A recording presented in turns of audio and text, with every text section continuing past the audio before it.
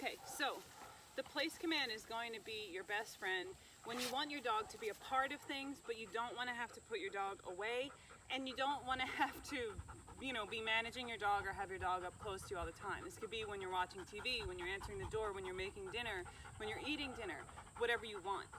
Sit. The only rules for the place command for me are that 4 feet are on whatever bed you're using. I don't care if they sit, stand, lay down, get up and change positions, but they have to keep 4 feet on the bed. If 4 feet are not on the bed, that warrants a no and either resetting the command or making a correction while the dog is off the bed. As we discussed, same thing with the sit, stay, the easy, whatever.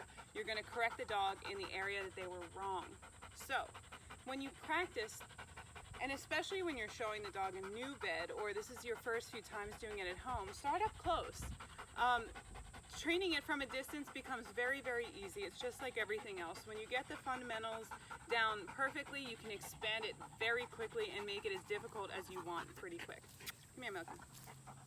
So the first thing that I want to do is I want to make sure that my dog is in a neutral place and allow me to send him. Often the dogs love this command and they want to just run to the command. I want to be able to tell my dog. So initially I'm going to establish that we're doing nothing.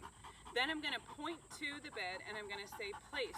And I'm going to stay where I am and my dog is going to leave me to go to the bed. That's very important. We don't want you to have to go to the bed with them every time. It'll look like this. Place. Let the dog complete the answer. Once the dog has, you can go to them to pay them on the bed. But the dog stays there. Now, if I want to, I can release the dog to me. Okay, here we go. So I can feed him here if I want. Now, I might grab my leash so that the dog can't just run back. Now, if you've noticed, I'm a little bit further away. That's okay. Place. Okay, so his paws are off the bed, but his entire body is on the bed, so that's totally fine. His 4 legs are on the bed. I go in, I can feed him, and I can go away again and mark and release him to me. Okay. Now, you're going to want to practice doing this from many different angles, from different distances, but if you find that your dog is struggling, maybe your dog has stopped at a certain point, think to yourself, did I move too fast or did I change something too quickly? Don't be so quick to get upset with your dog. Think about your handling skills and the way that you're communicating. So if I sent my dog 10 times from this side, and then I go and I switch and go to this side, he might make a mistake. He might not, but it might be something that you have to show him. Just be patient and realize what your dog might have misunderstood. It's always okay to just reset and start over again. It doesn't always have to have a big consequence or anything dramatic. Place.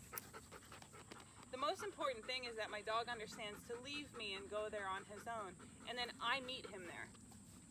All right? Okay. So now we can put some distance on it. Place. Good. And once again, I can come to my dog and I can meet him there. I can also send him, release him, send him again, or as many times as I want as I'm increasing the level of difficulty without meeting him and paying him on the bed. Okay? Come. Place.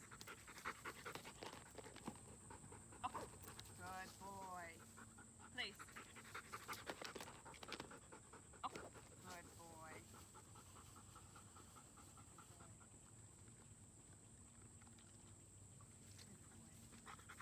Place. Good. Now, what you'll find is you need to keep the integrity of this command as far as making sure that you don't leave your dog on it too long, you don't get distracted and have your dog wandering off without you noticing, because the command will break down very, very quickly. Practice this when you know you're going to be able to pay attention. Now, just like the other scenarios where we talked about making corrections, let's say I'm standing here and my dog stopped too soon or ran past the bed or did anything other than go directly to it. I would say, no, go to the space where my dog made the error, make the correction there, and then start over again in the same place that I was initially. Now, if my dog were to get up and leave the bed during the command before he was released, same again. Say no, make the correction where he went, and then reset and put him back where he was. Now, when you see that it's been a small period of time where the dog hasn't made a mistake and you're practicing duration, at any time, please feel free to go up and give your dog some feedback. Don't let them feel like you forgot about them.